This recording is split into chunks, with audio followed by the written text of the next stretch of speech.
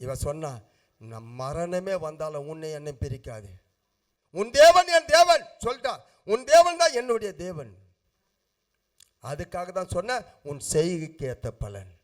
அவனுடைய செய்கைக்கு ஏற்ற பலன் பைபிள் சொல்லுது. சங்கீதம் 62:12 வசனம் வாசி. கிருபையும் உம்முடையது ஆண்டவரே தேவரீர் அவனவன் செய்கைக்கு தக்கதாக பலன் அளிக்கிறீர். அப்ப தாமஸ் ராஜ் செயலும் தெரியும், லில்லி செயலும் தெரியும். தெரியுமா தெரியாதா? யாருக்கு தெரியும்? உங்க ஊழியக்காருக்கா? எங்க ஐயருக்கா? எங்க ஐயருக்கு ஞாயிற்றுக்கிழமை எவ்வளோ பேர் வராங்க. அதுல என்ன அவர் பார்க்க போறாரு? ராத்திரி தண்ணி அடிச்சுட்டு வாய் கோல் பிடிச்சு குளிச்சுட்டு காலைல போய் கை நீட்டி திருவந்து எடுக்குது அவருக்கு என்ன தெரிய போதா? புரியுதா? பக்கத்தில் முட்டி போட்டால் வாசனை வரும். சிகரெட்டு போட்டு அங்கே எங்கன்னா கேட் அண்டை போட்டு நும்ட்டிட்டு வந்து திருவந்து எடுப்பு. இதெல்லாம் அவருக்கு தெரியுமா? யாருக்கு தெரியும்? அவருக்கு தெரியும். அவருக்கு தெரியும். இன்னைக்கு அப்படிதான். யாரும் பார்க்கல நடிக்காத. எங்க ரோமர் புத்தகம் 2வது அதிகாரம் 6வது வசனம் வாசிக்கலாம். தேவன் அவனுடைய கிரியைகளுக்கு தக்கதாய் அவனுடைய கிரியைக்கு தக்கதாக அவனுக்கு பலன் அளிப்பார். ஹல்லேலூயா. நீங்க எவ்வளவு சுத்தமா இருக்கிறீங்களோ, நீங்க எவ்வளவு தேவனுடைய பார்வைக்கு உங்க கிரியை செயல்கள் பிரியமா இருக்கிறதோ, இன்னைக்கு ஆண்டவர் உங்களுக்கு சொல்றாரு நிறைவான பலன். சும்மா அறக்குறையெல்லாம் கொடுக்க போறதில்லை. இன்னைக்கு அம்மிக்கு குளிக்கு மடியில் சரிந்து அப்படியே சும்மா அப்படியே வழியெல்லாம் இறைய போகுது. உங்களது வழியெல்லாம் நீங்கள் போகிறவங்களுக்கெல்லாம் உங்களால் என்ன வரப்போகுது? விசுவாசி இவருங்கள்லாம் ஒரு அல்லேலூயா சொல்லுங்க. எவ்வளோ எடுத்தாலும் குறையாது. ஒரு முறை எங்கள் செல்வம் இருக்காப்புல, செல்வம் என்ன பண்ணார், நாங்கள்லாம் 7 நாள் உபவாசம் இருந்தோம். உபவாசத்தில் என்ன பண்ணோம், எங்கள் சாம் ஜபராஜ் எல்லாம் 7வது நாளில் எங்கள் டீமில் இருக்கிறவங்கள எல்லாரையும் ரவுண்டாக முட்டி போட வச்சுட்டு நாங்கள் என்ன பண்ணோம், என்னம்மா கொடுத்தோம்? கோதுமை அப்புறம் வேறு பழம் ஏதோ மடியை பிடிக்க சொல்லிட்டு எல்லாரையும் மடியை பிடிச்சிக்கினாங்க. எல்லாத்தையும் வாரி என்ன பண்ணோம், அவர் அவங்க மடியில் போட்டார். இதை கொண்டு போய் உங்கள் வீட்டில் தானியத்தில் போட்டுங்கன்னு. இன்றைக்கி அவர் சொல்கிறார், சின்ன குண்டானில் நாங்கள் சோறு ஆக்குறோம். புரியுதுங்களா? சின்ன குண்டானில் சோறு ஆக்குறோம். நாங்கள் 15 பேர் தினமும் சாப்பிட்டு மீதி ஆகுது என்றார் இன்னைக்கு வரைக்கும். அன்றைக்கி கொண்டு போய் என்ன பண்ணாராம், அதை கொண்டு போய் அவங்களுடைய அந்த பாத்திரத்தில் கொட்டிட்டாராம். ஹல்லேலூயா. அந்த பாத்திரத்தில் கொட்டினாராம். அவருடைய விசுவாசம். அப்போ இன்னைக்கு தேவனுடைய பிள்ளைகளே, இன்னைக்கு வேதம் சொல்லுது, உபதியா புத்தகம் 15ஆம் வசனம் வாசி. எல்லா ஜாதிகளுக்கும் விரோதமான நாளாகிய கர்த்தருடைய நாள் சமீபமாய் வந்திருக்கிறது. எல்லா ஜாதிகளுக்கு விரோதமான நாளாகிய கர்த்தருடைய நாள் சமீபமாக வந்திருக்கிறது. நீ செய்தபடியே உனக்கும் செய்யப்படும். ஆமென். நீ செய்தபடியே உனக்கும் செய்யப்படும். உன் செய்கையின் பலன் உன் தலையின் மேல் திரும்பும். ஆமென். அல்லேலூயா. தேவனுடைய பிள்ளைகளே, ஊழியம் செய்கிறேன், ஆத்துமாவுக்காக கண்ணீர் விட்டு கதறி அழறேன், என் தேசம் என் ஜனங்களுக்காக நாங்கள் ஆண்டவரே இந்த ஊழியத்தின் பாதையில் எவ்வளோ ஒடுக்கிறோம். ஆனால் இன்னைக்கு ஆண்டவர் சொல்றாரு, எல்லாருடைய செயல் அவர் பார்க்கிறார். நான் என்ன விதைக்கிறேன் என்பது பார்க்கிறாரு. கலாத்தியர் 6வது அதிகாரம் 7ஆம் வசனம் வாசிக்கலாமா? மோசம் போகாதிருங்கள். தேவன் தம்மை பரியாசம் பண்ண ஒட்டார். மனுஷன் எதை விதைக்கிறானோ அதையே அறுப்பான். மனுஷன் எதை விதைக்கிறானோ அதையே அறுப்பான். ஒரு தகப்பன், பெரிய கோடீஸ்வரன், அவரு பெரிய ஃபேக்டரி, ஒரே ஒரு பிள்ளை, அவங்க மனைவி இறந்துட்டு இருக்கிறாங்க. இந்த தகப்பனுக்கு வயசாயிடுச்சு. அவங்க மகனுக்கு திருமணமும் ஆயிடுச்சு. நிறைய கம்பெனி, கோடிக்கணக்கான சொத்து இருக்கு. அவர் சொன்னார், தம்பி எனக்கு வயசாயிடுச்சுப்பா, இவ்வளோ நாளாக நான் எல்லாத்தையும் பராமரித்தேன், இதுக்கு பிறகு என்னால் முடியாது, எல்லா சொத்தும் உன் பேரில் எழுதி வச்சிருன்ட்டு அவர் கூட்டின்னு போய் எல்லா சொத்தும் அவருக்கு தன் பிள்ளைக்கு எழுதி வச்சிட்டார். எழுதி வச்சிட்ட பிறகு நான் வீட்டில் ரெஸ்ட் எடுக்கிறேன், நீ எல்லாத்தையும் பார்த்துங்க. ஒரு 3 மாதம் கடந்து போச்சான். அவங்க மனைவி சொன்னாங்க, எதுக்கு இந்த ஆள் வேஸ்ட்டாக வீட்டில் இருக்கிறான்? அவங்க மனைவி சொல்கிறாங்களா, நீங்கள் கொண்டு போய் ஒரு முதியோர் இல்லத்தில் இவர் என்ன பண்ணுங்க சேர்த்துருங்கன்னு சொல்லிட்டு யார் சொன்னாங்க? அப்போ அவங்க புள்ள வந்து அப்படி சொல்ல முடியுமா? அவங்க மனைவி கிட்ட அவர் சொன்னது, அவங்க மனைவி சொன்னது சொல்ல முடியாது. இவர் வந்து என்ன பண்ண, அப்பா நாங்கள் நிறைய வெளியே பிஸ்னஸ் விஷயமா போகிறோம், நிறைய வெளியே போக வேண்டியதாக இருக்குது, நீங்கள் மட்டும் தனியாக இருக்கிறீங்க வீட்டில், அதனால் எனக்கு ஒரு ஆலோசனை தெரியல, அதை சொல்லட்டுமா? சொல்லு. நீங்கள் சேஃப்டியாக இருக்கணும், ஒரு நல்ல உயர்ந்த எல்லாம் ஃபஸ்ட் கிளாஸ் ஹை கிளாஸு அப்படியாப்பட்ட ஒரு முதியோர் இல்லத்தை நான் பார்த்துருக்கிறேன், அங்கே கொண்டு போய் உன்னை சேர்த்துடுறேன், சேஃப்டியாக இருப்பீங்க, உங்களை பார்த்துக்குவாங்க. இவர் மனசு கஷ்டப்பட்டாராம். ஏம்மா நான் இங்கே நல்லா தானேப்பா இருக்கிறேன். இல்லைப்பா, உங்களுக்கு அங்கே பார்த்துக்கிறதுக்கு ஆள் இருக்கிறாங்க, அதனால் அந்த முதியோர் இல்லத்துக்கு உங்களை கொண்டு போய் நான் சேர்த்துறேன். சரி, அவங்க அப்பா சொன்னாராம், நீங்கள் நல்லா இருந்தால் போதும்பா, என் வாழ்க்கையில் ஏன் சந்தோஷம் முக்கியம் கிடையாது, நீங்கள் சந்தோஷமாக இருக்கும். சரின்ட்டு பிள்ளை என்ன பண்ணார், காரில் ஏற்றிக்கிட்டாரு. காரில் ஏற்றிட்டு அப்பா ஒரு ஹாஸ்டலில் அந்த ஆசிரமத்துக்கு கூட்டின்னு போகிறாரு, பெரிய அந்த முதியோர் இல்லத்துக்கு கூட்டின்னு போய் ஒரு பெரிய மரந்து தான், அந்த மரத்துக்கிட்ட காரை நிற்க வச்சாராம். காரை நிற்க வச்சுட்டு அப்பாவை கீழே இறக்குனாராம். அந்த இடத்துலேருந்து இவர் உள்ளே போகணும். இப்போ எல்லா பைக்கையெல்லாம் தூக்கின்னு வந்துட்டாங்க, ட்ரெஸ் எல்லாம். அந்த மரத்துக்கிட்ட நிற்க வச்ச உடனே இவர் கதறி கதறி அழுறாராம், மரத்தை பார்த்து அழுகுறாராம். யார்? பெரியவர். அரை மணி நேரம் அழுகிறாராம். அரை மணி நேரம் அழுதுனாக்கிறாரா. இவங்க பிள்ளைக்கு மனசு கொஞ்சம் கரைஞ்சி போச்சு. அப்பா உங்களுக்கு பிடிக்கலன்னா சொல்லுங்கள், வா மறுபடியும் என்ன பண்ணிடலாம், வீட்டுக்கு போயிடலாம். ஏன்பா நீங்கள் அழுறீங்க, ஏன்பா அழுறீங்கன்னா, அவர் அரை மணி நேரம் அழுதுட்டு, இல்லைப்பா எனக்கு பிடிக்கலன்னு சொல்ல, எங்கள் அப்பன் கூட பெரிய கோடீஸ்வரன் தான், எங்கள் அப்பன் எனக்கு இப்படி தான் சொத்து எழுதி வச்சான், நான் இந்த மரத்தான் தான் எங்கள் அப்பா வந்து ஹாஸ்டலில் கொண்டாந்து சேர்த்தேன் 40 வருஷத்துக்கு முன்னால். 40 வருஷத்துக்கு முன்னால் எங்கள் அப்பாவை நான் கொண்டாந்து அனாதை ஆசிரமத்திலேருந்து, அதாவது முதியோர் இல்லத்தில் சேர்த்தேன், அதை நீ இப்போ செய்கிற. அவனுடைய செய்கைக்கு நீ என்ன விதைக்கிறியோ, நீ என்ன விதைக்கிறியோ, என்ன நன்மை செய்கிறாயோ, செயலுக்கு ஏற்ற பலன். நீ இந்த உலகத்தில் வாழ போகிற காலம் கொஞ்ச காலம்.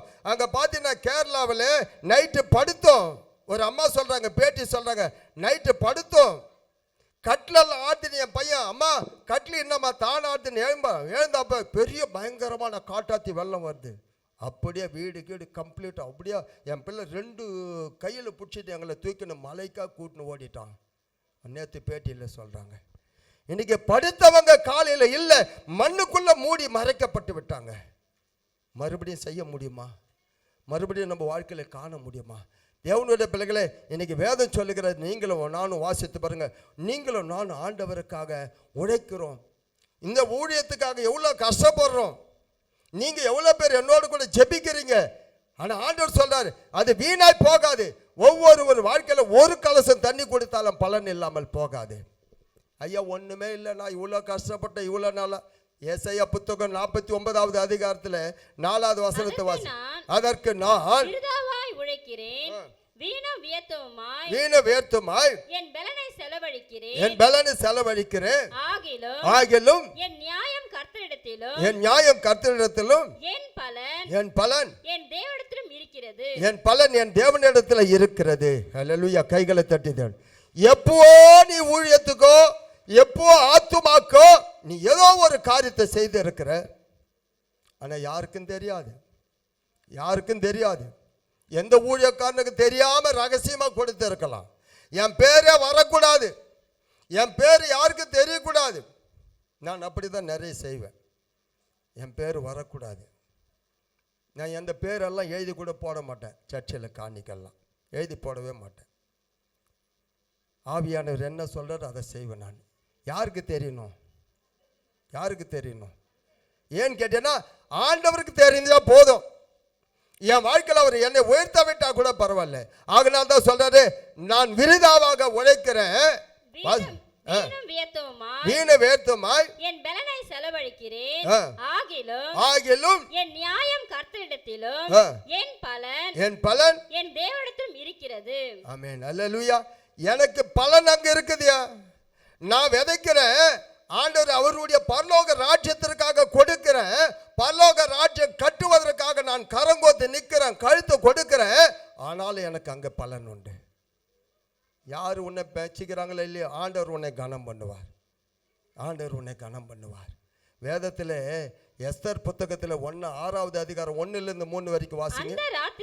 அந்த ராத்திரியிலே ராஜாவுக்கு நித்திரை வராதபடியினால் கால வர்த்தமானங்கள் எழுதியிருக்கிற நடபடி புஸ்தகத்தை கொண்டு வர சொன்னான். அது ராஜ சமூகத்தில் வாசிக்கப்பட்டது.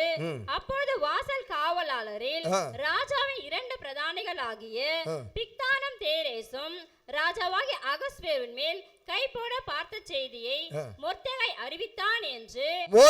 அறிவித்தான் என்று எழுதி இருக்கிறது, வாசிக்கப்பட்டது.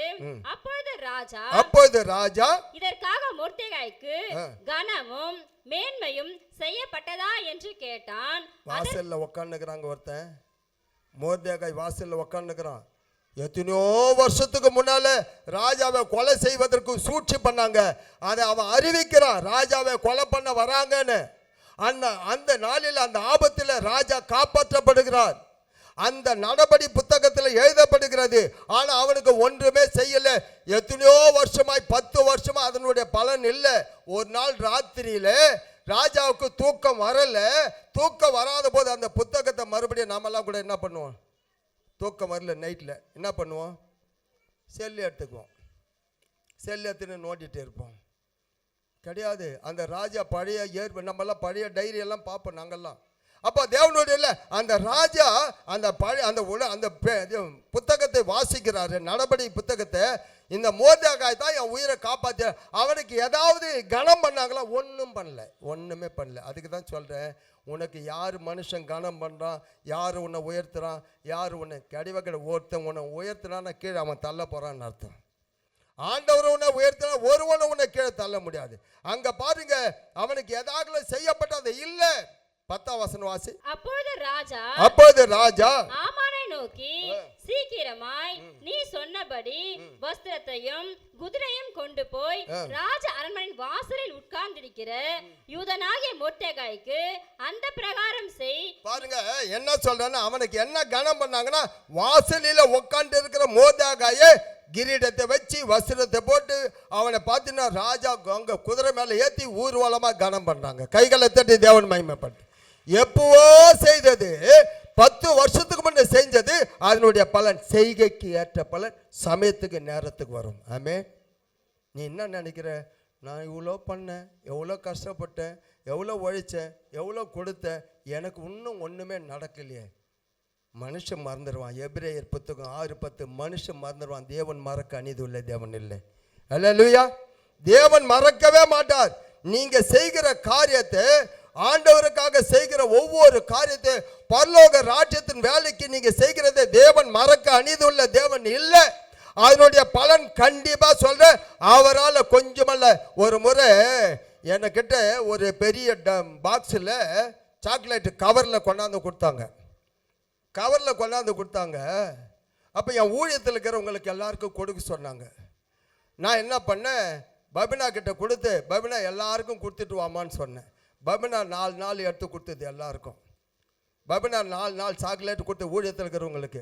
ஒரு அம்மா, காஞ்சினம்மா என்ன சொன்னாங்க, நான் உன் கையில் வாங்க மாட்டேன், ஏன்னா நீ எல்லாருக்கும் 4 நாள் கரெக்டாக எண்ணி கொடுக்குற, அப்பா கிட்ட கொடு, அவர் எனக்கு கொடுப்பாரு அப்படின்ச்சு. யார் சொன்னதே? அந்த அம்மா. யார்? என்கிட்ட. அப்பா கிட்ட கொடுன்னு. ஏன்னாக்கா அவர் வாரி கொடுப்பாரு, அவர் எண்ணி கொடுக்க மாட்டாரு. கைகளை தட்டி தேவன் மகிமை. அல்லேலூயா. அப்போ மனுஷன் கொடுத்தா உன் வாழ்க்கையில குறைவுகள் நிறைவாகாது. என் தேவன் கொடுத்தால் உன் குறைவுகள் அவர் நிறைவாக்குவார். நிச்சயமா சொல்றேன். அதுக்காக தான் அவருக்கு நான் பிரியமா வாழணும்னு ஆசைப்படுறேன். ஒவ்வொரு நாள் அவருடைய சித்தத்தை செய்ய ஆசைப்படுறேன். என்னால் எவ்வளோ கூடுமோ அவ்வளோ அவருக்கு பிரியமா வாழணும். ஏன்னு கேட்டேன்னா, முன்ன வாழ்ந்தேன். தீத்து 3ஆம் அதிகாரம் முன்ன சென்ற வாழ் நாட்கள். 1 பேதுரு 4 அன்னைக்கு நான் விக்கிரக ஆராதனை, குடிச்சேன், விபச்சாரம் பண்ண, விக்கிரக இப்படி எல்லாம் வரும் அந்த லிஸ்ட்ல. வாசிங்க 1 பேதுரு 4:3. சென்ற வாழ்நாட்காலத்திலே நாம் புறஜாதிகள் இஷ்டத்தின்படி நடந்து கொண்டது போதும். அப்போது நாம் காம விகாரத்தையும் துர் இச்சைகளை நடப்பித்து மதுபானம் பண்ணி களியாட்டு செய்து வெறி கொண்டு அருவருப்பான விக்கிராராதனை செய்து வந்தோம். சென்ற வாழ்நாட்காலத்தில் இயேசுவை ஏற்றுக்கொள்ளாத முன்பு, இயேசுவை ஏற்றுக்கொண்ட பின்பு, இயேசு கிறிஸ்து எனக்குள்ள வராத முன்பு இயேசு எனக்குள்ள வந்த பின்பு ரெண்டா பிரிக்கணும், கிமு கிபி. கிறிஸ்துவை நான் ஏற்றுக்கொள்வதற்கு முன்பு, கிறிஸ்துவை ஏற்றுக்கொண்ட பின்பு.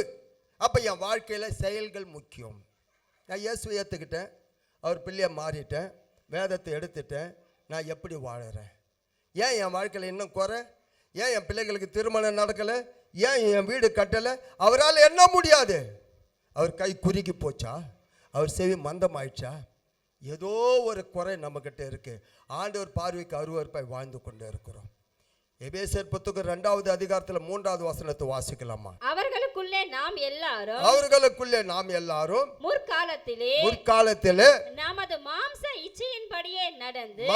இச்சையின்படி நடந்து நம்ம மாம்சமும் மனசும் விரும்பினவைகளை செய்து சுபாவத்தினாலே மற்றவர்களைப் போல கோபாக்கினையின் பிள்ளைகளாய் இருந்தோம். எப்போ?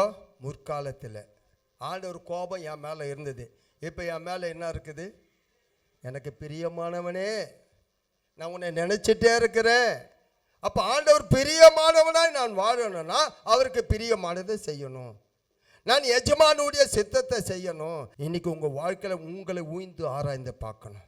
ஏன் என் வாழ்க்கையில் இன்னும் தடை? நான் இயேசு ஏற்றுக்கொண்டு இத்தனை வருஷம் ஆச்சு. ஆண்டவர் இத்தனை வருஷமா ஏன் என் வாழ்க்கையில் தடை? நான் எங்கே தப்பு பண்ணுறேன்? நான் என்ன குறையில் இருக்கிறேன்? நான் ஆண்டவருக்கு என்ன குறை வச்சிருக்கிறேன்? என் மனைவிக்கு எனக்கும் கல்யாணம் ஆச்சு, 44 வருஷம் ஆச்சு. என் மனைவி கிட்டே நாங்கள் முந்தா நேரத்து இதில் பேசணும். நான் சொன்னேன், இது வரைக்கும் என் மனைவிக்கு நான் என்ன பண்ணல, ஒரு குறையும் வைக்கல. அம்மனூர் தான் மாமியார் வீடு. அவங்க வீட்டுக்கு இது வரைக்கும் ஒரு 1/2 hour கூட அவங்க போய் தங்கலை. நேற்று கூட பார்த்தியா, நேற்றா முந்தா நேற்றோ அவங்க தம்பி மகனுக்கு அந்த குழந்தைக்கு அந்த ஏதோ ஒரு ஃபங்க்ஷன் வந்தது, அது கூட போகல. ஏன்னா இங்கே வந்து 3 நாள் உபவாசம் உங்களுக்காக. அந்த 3 நாள் உபவாசத்தினால அங்கே போக முடியல. எங்கள் மாமியார் அங்கே செத்துட்டுக்கிறாங்க, நான் இங்கே மீட்டிங்கில் பேசிட்டுக்கிறேன். புரியுதுங்களா? நான் இந்த மீட்டிங் முடிச்சுட்டு சாயங்காலம் 5 மணிக்கு தான் போனேன். யாரை பிரியப்படுத்தணும்? யாரோ ஒரு ஆத்துமா இங்கே தற்கொலை எண்ணத்தோடு வந்திருக்கோம். ஏதோ ஒரு ஆத்துமா தான் வாழ்க்கையில் உடைந்து போய் வந்திருக்கோம், காயத்தோடு வந்திருக்கோம். எவ்வளோ ஆத்துமாக்கள் இன்னைக்கு அவங்களுக்காக ஆண்டவர் ஒருவேளை இந்த கூட்டத்தில் நாம் பேசும்போது அவங்க வாழ்க்கை மாறி இருக்கலாம் இல்லையா? நான் அங்கே போயிருந்தா மரித்தவனுக்காக அழ வேண்டாம், மறுபடியும் அவங்க ஜனன பூமியை காண்பதில் என் வேதம் சொல்லுது. ஞாயிற்றுக்கிழமை காலையில் எங்கள் அம்மா, ஞாயிற்றுக்கிழமை காலையில் கிராமத்தில் எங்கள் அம்மா அதிகாலையில் 5 மணிக்கு செத்துட்டாங்க. எனக்கு ஃபோன் வந்து, நீங்கள் வந்து தான் எல்லா வேலையும் தொடங்கணும். ஞாயிற்றுக்கிழமை ஆலயத்துக்கு போகாமல் நான் என்ன பண்ண மாட்டேன். சர்ச்சைக்கு போயிட்டு 11 மணிக்கு போகிறேன், கையில் இந்த பைபிள் தான் எடுத்துன்னு போகிறேன். வந்துட்டார் பாரு இன்னேத்துக்கு என்னை பார்த்து. நம்ம வில்லேஜில் இருக்கிறவங்க சொல்லவே தேவையில்லை, என்னத்துக்கு வந்துட்டார் பாரு, கையில் வேறு பைபிள் எடுத்துன்னு வந்துட்டார். காது நல்லா கேட்கும் அவங்க பேசுகிறதெல்லாம். அவங்கெல்லாம் கூச்ச நாசமெல்லாம் பார்க்க மாட்டாங்க தெரியுமா? ஏன்னா பழைய மனுஷனாவே நம்மளை பார்ப்பாங்க. எதனா பேசின்னு போட்டால் அதை பற்றி எனக்கு கவலை இல்லை. தேவனுடைய பிள்ளைகளை யாரை முதல்ல மகிமைப்படுத்த வேண்டும். நம்ம மீன் வாங்கினாவே ஆலயத்துக்கு போக மாட்டோம். நிறைய பேர் எங்கள் வீட்டில் இன்றைக்கி விருந்தாளி வந்துக்கிறாங்க, ஞாயிற்றுக்கிழமை கோயிலுக்கு போகாத கிறிஸ்துவங்களெல்லாம் உண்டு நம்மெல்லாம். புரியுதுங்களா? எத்தனை பேர் நாங்கள் ஞாயிற்றுக்கிழமை ஒரு வருஷத்தில் 52 வாரமும் நாங்கள் போகிறோன்றவங்கெல்லாம் கை தூக்கு. 52 வாரமும் 1-2 தான் எண்ண முடியும் போது. அப்போ இங்கே பார்த்தீங்கன்னா 10% தான் நீங்கள் கோயிலுக்கு போகிறீங்க. மீதி 90% உன் செயல் எப்படி இருக்குது? 10 கட்டளையில் ஓய்வு நாள் என்ன பண்ணக்கூடாது? எப்படியாப்பட்ட சூழ்நிலை இருந்தாலும் பரவாயில்ல. உண்மையிலே சொல்கிறேன், எப்படின்னா போட்டோம். நாங்கள் ஆலயத்தில் எங்கள் ஊழியக்காரர் என்ன திட்டார், தாமஸ் மீட்டிங் போய் வந்தியா? அங்கே சொல்லுவாங்க, என்ன சொல்லுவாங்க, என்னை பற்றியே பேசுகிறாங்கய்யா, நீ அங்கே போகிற. நான் என்ன சபையை வச்சுன்னுக்கிறேன்? சபைக்கு போக சொல்கிறேன், யாரையும் போக வேணான்னு சொல்லலை. அதனால தேவனுடைய கிரியைகள் வேதம் சொல்லுகிற நீங்கள் வாசித்து பாருங்க. நீங்க வாசிங்க, எபேசியர் 4வது அதிகாரம் 22-24 வரைக்கும். அந்தபடி முந்திய நடக்கைக்குரிய மோசம் போக்கும் இச்சைகளாலே கெட்டு போகிற பழைய மனுஷனை நீங்கள் களைந்து போட்டு உங்கள் உள்ளத்திலே புதிதான ஆவி உள்ளவர்களாகி மெய்யான நீதியிலும் பரிசுத்தத்திலும் தேவனுடைய சாயலாக கிரீச்சிக்கப்பட்ட புதிய மனுஷனை தரித்துக் கொள்ளுங்கள். பழசெல்லாம் கழிஞ்சு போட்டுருங்க. ஏன் இன்னும் நான் தரித்திரமா இருக்கணும்? ஏன் இன்னைக்கு நான் வியாதிஸ்தானா இருக்கணும்? நான் ஏன் இன்னும் கடங்காட்சியாக இருக்கணும்? வட்டி கட்டியாக வாங்குகிற சம்பளமெல்லாம் போகணும்? யாரும் இல்லைன்னு சொல்லலை, இருக்குது. நமக்கு கஷ்டங்கள் இருக்குது. அந்த கஷ்டத்துக்கு, அந்த நேரத்துக்கு, அந்த ஆபத்துக்கு ஆண்டவர் கூப்பிடும்போது உதவி செய்வார். அல்லேலூயா. இன்னைக்கு ரூத் எல்லாம் கை தூக்குங்க. ரூத்துன்னா ஒரு ரூத்து தான் செய்யாரில் வந்துக்கிறாங்க, அவங்க இல்லை. நான் மோவாப்பிலேருந்து வந்து இருக்கிற ரூத்து. ஆண்டவர் பாருங்க, என்னுடைய செயல் பிரியமாக இருக்க ரூத்துக்கு தான் இப்போ ஆசீர்வாதம் கொடுக்க போகிறார். இங்கே நகோமிக்கு கொடுக்க போகிறதில்லை. இப்போ நகோமி எல்லாம் கை தூக்கு. கொஞ்சம் செக் பண்ணுங்க. நகோமி எல்லாம் கை தூக்க. சரி, ரூத் எல்லாம் கை தூக்கு. இப்போ உங்களுக்கு ஆசீர்வாதம் வேணுமா வேணாவா? அப்போ பழசெல்லாம் என்ன பண்ணோம்? இன்னைக்கோடு இந்த இடத்துல நான் உங்களுக்கு நான் இந்த தார்ப்பை எடுத்துறேன். பள்ளம் தோண்டி உங்கள் பாவத்தை எல்லாம் பழைய பழக்கெல்லாம் போய்ச்சிட்டு போயிடுங்க. தயவுசெய்து சொல்கிறேன். இன்னும் எத்தனை நாளைக்கு நம்ம இவ்வளோ கண்ணீரோடு வாழ முடியும்? எத்தனை நாளைக்கு அவமானத்தோடு வாழ முடியும்? இன்றைக்கி உங்கள் செயல் தான் தடுக்கிறது. ஆண்டவருடைய கை குறுகி போகலை, அவருடைய செவி மந்தம் அல்ல. புரியுதுங்களா? இந்த கோட்டுவா வர்றது கூட பாவம் தெரியுமா? கோட்டுவா வர்றது கூட பாவம். அவ்வளோ அசதியாக உக்காந்துக்கிற, எப்படா முடிப்பா இந்த ஆள் அப்படின்னுக்கிறேன். நாங்கள்லாம் போனால் மணிக்கணக்காக அப்படியே விழித்திருந்து கேட்போம். ஆரம்பத்திலே அதுக்கு தான் சொன்னேன் நான். தயவுசெய்து சொல்கிறேன், உங்கள் வாழ்க்கையில் பைபிள் எடுத்தால் தூக்கம் வருது, ஜபம் பண்ணால் கோட்டுவா வருது, 5 நிமிஷம் பண்ணால் 5 மணி நேரம் பண்ண மாதிரி உனக்கு திருப்தி ஆகிப்போகுது. நாங்கள்லாம் மணிக்கணக்காய் பண்ணுகிறோம். இன்றைக்கி உங்களுக்கு ஆசீர்வாதத்தை ஆண்டவர் கொடுக்க போகிறார். அவரால் நிறைவான பலன் வரப்போகிறது. அல்லேலூயா. யாருக்கெல்லாம் காசு வேணும்? ஐயா, எனக்கு இந்த வீடு கட்டுறதுக்கு பணம் வேணும், என் பிள்ளைக்கு திருமணம் நடக்கணும், என் கடன் பிரச்சனை மாறணும். யாருக்கெல்லாம் காசு வேணும்? கை தூக்க.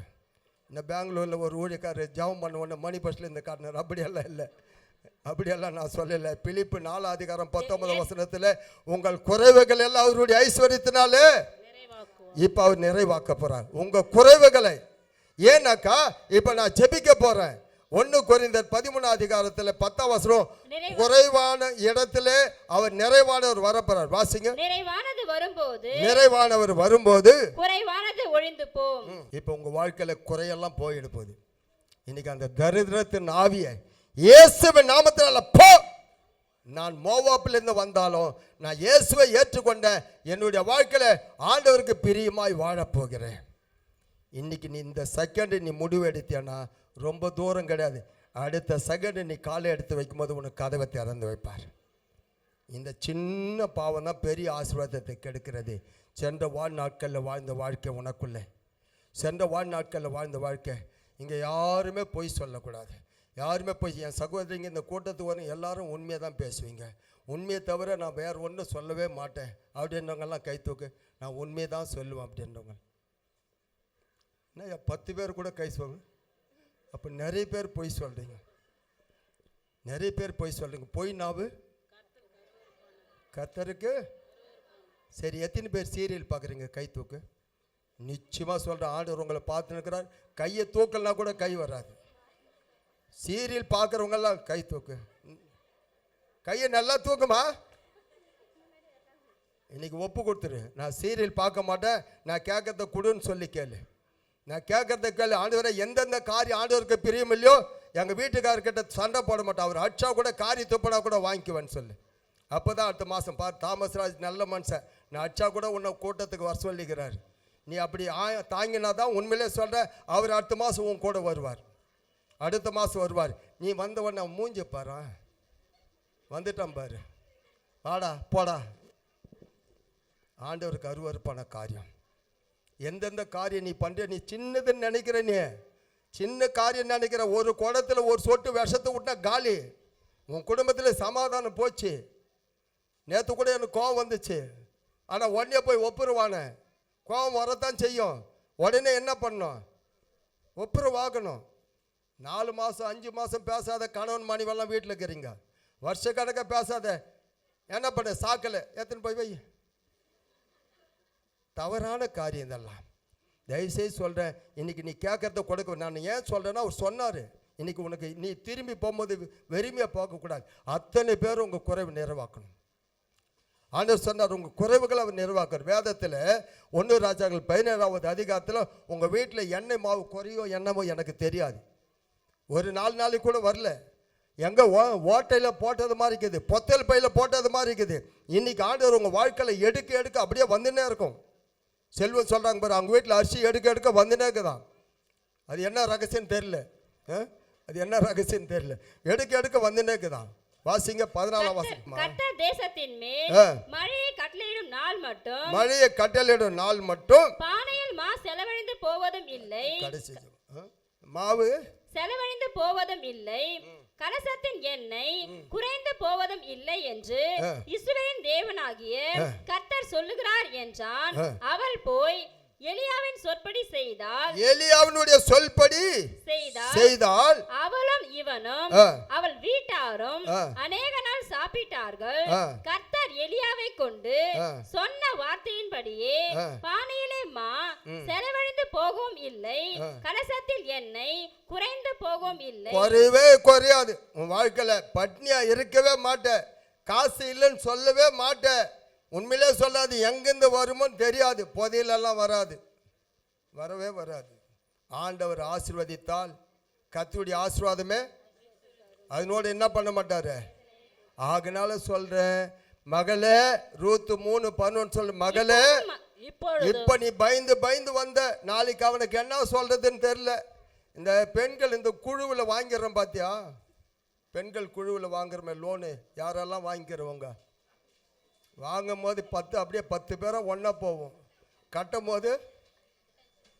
போது எங்கேயாவது என்ன பண்ண தேடணும், உங்களை வீடு வீடாக தேடணும். இனிமேல் அப்படியெல்லாம் ஓடி ஒளிய மாட்டேன், அவங்கள தேடின்னு போய் நீ கொடுப்ப, கொடுக்க வேண்டிய நாளுக்கு முன்னால் கொடுப்ப. வாசிங்க ரூத் 3. இப்பொழுது மகளே நீ பயப்படாதே, உனக்கு வேண்டியபடியெல்லாம் செய்வேன். உனக்கு வேண்டியபடியெல்லாம் இன்னைக்கு செய்ய போறாரு. அல்லேலூயா. இப்ப வாசி ரூத் 2:12. உன் செய்கைக்கு தக்க பலனை கர்த்தர் உனக்கு கட்டளையிடுவாராக. செய்கைக்கு தக்கதா யாரெல்லாம் செயல் ஆண்டவருக்கு பிரியமா இருக்குதோ அவங்களுக்கு தான் நான் சொன்ன வசனம் எல்லாம் நிறைவேறும். நான் சொன்ன காரியம் நிறைவுகள் உங்க வாழ்க்கையில, குறைவுகள் மாறப்போகுது. ஆண்டவர் சொன்னார், ஆண்டவருடைய அடைக்கலத்துக்கு வந்ததுக்கு பிறகு அதுக்கு முன்னே எப்படியோ வாழ்ந்துட்டோம், விட்டுரு போனா போட்டோம், அப்படியே வாழ்ந்துட்டோம், எவன் கூட சேர்ந்துட்டோம், எங்கெங்கோ உக்காந்தோம், எதோ பார்த்துட்டோம், போகக்கூடாது இடமெல்லாம் போயிட்டோம். ஆனால் இப்பவும் அப்படியே போயின்னு இருக்கணுமா? வேண்டாம். இன்னைக்கு எல்லாத்துக்கும் ஒரு முற்றுப்புள்ளி வச்சுடு. ஆண்டவரே உம்மோடு கூட நான் பழகி நடப்பேன், உங்களோடு கூட தான் இருப்பேன், உமக்கு பிரியமான காரியங்களை செய்வேன், உமக்கு சித்தமானதை நான் ஆண்டவரே இந்த பூமியில் வாடுகிற ஒவ்வொரு நாளும் செய்வேன்னு சொல்லிட்டு தீர்மானம் எடுத்துக்கோ. இன்றைக்கி ஆண்டவர் சொல்கிறாரு, உண்மையிலே சொல்கிறேன், உங்கள் வீட்டில் திராட்சை ரசம் கல்யாணத்துக்கு பணம் இல்லையா, ஜாம் பண்ணுறேன், உன்னை நீ உயிந்து பாரு. இன்றைக்கி ஆண்டவர் உனக்கு நிறைவான பலனை கொடுத்து தான் இந்த கேட்டுக்கு அனுப்பணும். நீ நிறைவில்லாமல் போனேன்னா அப்போ நீ ஒப்பு கொடுக்கல, இன்னும் ஏதோ ஒரு காரியத்தை மறைச்சி வைக்கிற, ஒழிச்சு வைக்கிறன்னு அர்த்தம். இன்றைக்கி தேவனுடைய பிள்ளைகளே, அந்த வீட்டில் கல்யாண வீட்டில் திராட்சை ரசம் குறைக்கும் போது ஆண்டவர் அந்த இடத்துல முதல் அற்புதத்தை செய்தார். எங்கெல்லாம் குறை இருக்கிறதோ அங்கெல்லாம் ஆண்டவர் அற்புதங்களை செய்வார். இன்றைக்கி அவர் நிறைவானவர் வந்து இருக்கிறார், உங்கள் குறைவுகளை நிறைவாக்க போகிறார். நாம் அப்படியே எழுந்து நிற்க போகிறோம். ஆண்டவரே, என்னுடைய சந்ததி சபிக்கப்பட்டது தான், என் வாழ்க்கையில் சாபத்திலே இருக்கு, ஏன் எனக்கு இந்த சாபம், ஏன் எனக்கு இந்த கடன் சாபம், ஏன் என் வாழ்க்கையில் இந்த சாபம் சாபம் சாபம் சாபம். இன்றைக்கி சாபம் இருக்காது, இன்றைக்கி ஆசீர்வாதத்தை ஆண்டவர் கொடுக்க போகிறார். உன்னால தான். உன்னுடைய செயல்களை மாற்றிக்கொண்டால், உன்னுடைய கிரியைகளை மாற்றிக்கொண்டால், நீ தேவனுக்கு பார்வைக்கு பிரியமாய் மாறிவிட்டால், இனி ஒப்பு கொடுத்து விட்டாய், உண்மையாகவே இன்னைக்கு ஆண்டவர் கேட்ட வார்த்தையின்படி நீங்களும் நானும் இன்னும் எது எல்லாம் அர்ப்பணிக்கணுமோ அதை அர்ப்பணித்து விட்டோமானால், கண்டிப்பாக சொல்கிறேன், நிச்சயமாக சொல்கிறேன், நிச்சயமாகவே சொல்கிறேன், ஒருத்தர் கூட நீ வெளியே சும்மா போறதில்லை. நீ அடுத்த மாதம் வந்து சொல்லுவ, ஐயா நான் ஒப்பு கொடுத்தேன், என்கிட்ட இருக்கிற தப்பு ஒப்பு கொடுத்தேன், நான் ஆண்டவருக்கு பிரியமில்லாத காரியத்தை செய்கிறத ஒப்பு கொடுத்தேன், ஆண்டவர் என்னை ஆசீர்வதிச்சார். ஐயா நான் இவ்வளோ நாளாக நான் தான் ஆசீர்வாதத்துக்கு தடையே, நான் தான் தடை, என்னால் தான் ஆசீர்வாதம் தடையாந்தது, வேற யாரும் இல்லை. ஆண்டவர் கையை குறுக்கி போகலை, என் பாவம் தடை பண்ணிடுச்சு, என் மீறுதல் தடை பண்ணிடுச்சு, என்னுடைய செயல் ஆண்டவருக்கு அருவருப்பா மாறிடுச்சு. நகோமி பெத்தேலகேமை விட்டு போனாள். இன்னைக்கு நீ உலகத்தில் போய் உலகத்தோடு சேர்ந்து வாழாதே. உலகம் உன்னை நாசப்படுத்தும். அங்க போனா தன் கணவனை எழுந்தா, தன் பிள்ளைகளை எழுந்தா, அவ கசப்போடு குறையோடு திரும்பி வந்தாள். அந்த பாவ தேசத்திலே, சாபத்தில் இருக்கிற தேசத்திலிருந்து ரூத்து வந்தாள். அவள் ஆண்டவருக்கு பிரியமாய் செய்கையில் எல்லாவற்றிலும் சுத்தமாக இருந்தாள். கர்த்தர் அவளை ஆசீர்வதித்தார். அந்த ரூத்துக்கு கொடுக்கப்பட்ட வார்த்தை இந்த தாமஸ் ராஜுக்கு உனக்கும் கொடுக்கும் எனக்கும் கொடுக்கப்பட்ட இந்த நாளில் எனக்கு எல்லாரும் நெஞ்சில் கையை வச்சுங்க. எல்லாரும் நெஞ்சில் கையை. இன்னைக்கு அந்த உனக்குன்றதை எடுத்துடுங்க. எனக்கு இன்னைக்கு அவரால் நிறைவான பலன் வரப்போகுது. நான் குறையோடு இந்த இடத்துக்கு வந்தேன். எனக்கு இன்னைக்கு ஆண்டவர் என் குறைகளை நிறைவாக்க இறங்கி இருக்கிறார். நிறைவானவர் வந்து இருக்கிறார். எனக்கு உனக்குன்னு சொல்லாத, எனக்குன்னு தைரியமா சொல்லு. நான் ஒப்பு கொடுத்துட்டேன், நான் அர்ப்பணிச்சிட்டேன், என்னை ஆவி ஆத்மா செலுத்த நான் என்னென்ன செய்கிறேனோ ஆண்டவருக்கு மற்றவங்களுக்கோ ஆண்டவரை நான் செய்த காரியம் அந்த செய்கைக்கு தக்க பலன் வேண்டாம். இனி காலம் செல்லாது. உனக்கு ஆசீர்வாதத்திற்காக ஆண்டவர் உன்னை அழைத்து வந்திருக்கிறார். நீ ஆசீர்வதிக்கப்பட்டவள். மகளே பயப்படாத, உனக்கு வேண்டியதெல்லாம் நான் செய்வேன். உன்னோடு ஆண்டவர் பேசி இருக்கிறாரா? உன்னோடு பேசி இருக்கிறாரா? உன்னோடு பேசி இருப்பாரானால் உண்மையிலே நீ அதுக்கு அந்த வார்த்தைக்கு பயந்து நடுங்கி ஒப்பு கொடுப்பாய். ஆனால் நிச்சயமா நீ வெறுமையாய் போக மாட்டாய். இப்ப உன் வீடு வெறுமையா இருக்காது, உன் இருதயம் வெறுமையா இருக்காது. உன் வாழ்க்கையில எல்லாம் நிறைவாக்கப்படும்.